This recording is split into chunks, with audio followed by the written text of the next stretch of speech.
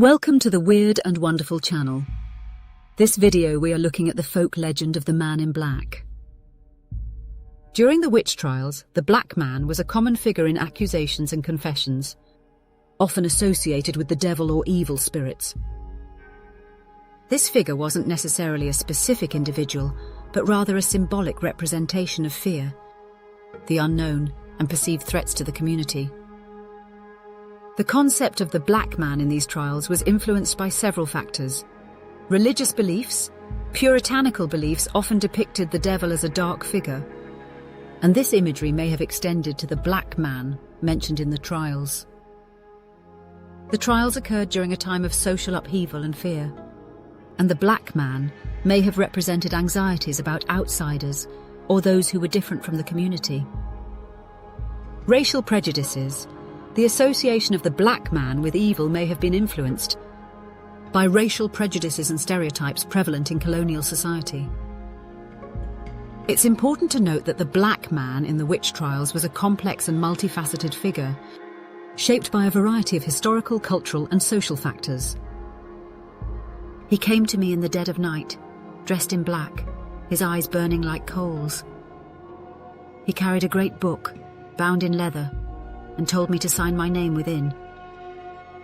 And when I did, I became his. These were the words of many accused witches during the Salem witch trials. Confessions torn from frightened women and men, whispered in candlelit chambers before the magistrates. The Black Man, a shadowy figure who lurked at the edges of Puritan nightmares, waiting for his next victim. But who or what was he? A literal devil? A hallucination born of fear and torture?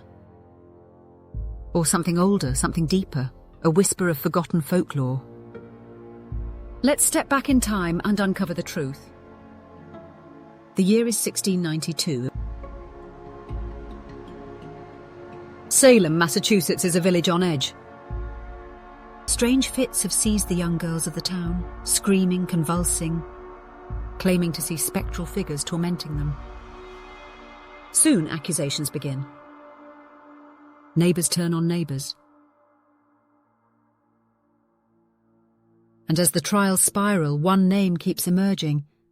The Black Man made me do it.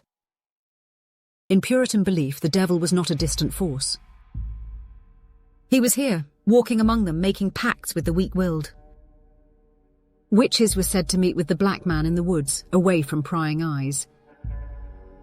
He offered them power, freedom, and dark gifts in exchange for their souls.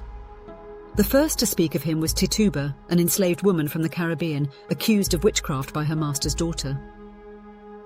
Under interrogation, she wove a chilling tale. The devil came to me.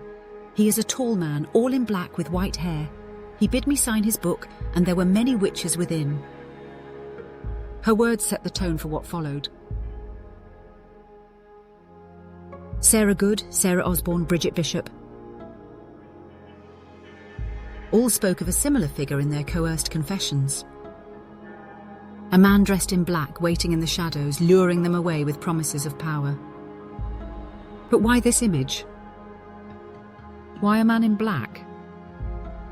Historians and folklorists have different takes on where this legend came from. Puritan fear and religious symbolism. The Puritans saw the world as a battlefield between God and Satan. The woods surrounding their settlements were dark, untamed, and full of danger, the perfect hiding place for the devil. The colour black symbolised sin and death, making the Black Man the ultimate boogeyman. European witch lore and the wild hunt. In medieval Europe, accused witches often claimed to have met the devil in the form of a shadowy man, a distant echo of older folklore.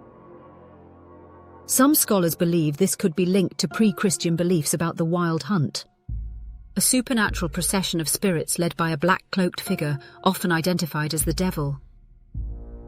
Racial and colonial fears. Some researchers argue that Puritan descriptions of the Black Man might have had racial undertones. The fear of outsiders, particularly indigenous and African peoples, was deeply rooted in colonial paranoia. In some accounts, he is described as having dark skin, which could reflect how racial anxieties merged with supernatural fears in early America. A psychological nightmare. Torture and relentless questioning can create false memories and hallucinations. Did the accused truly see something?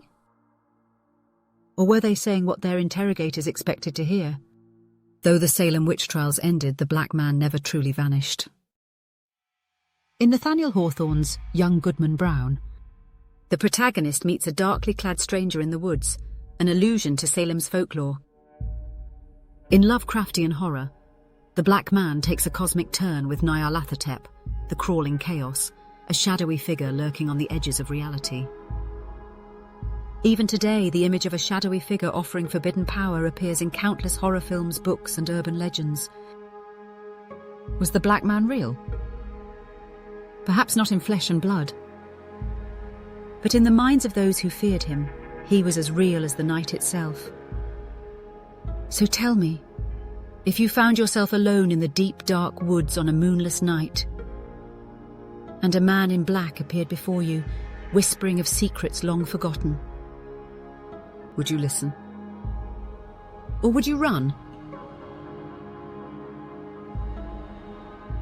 Until next time, stay curious, stay cautious, and stay weird and wonderful. Please like and subscribe and check out my books on Amazon.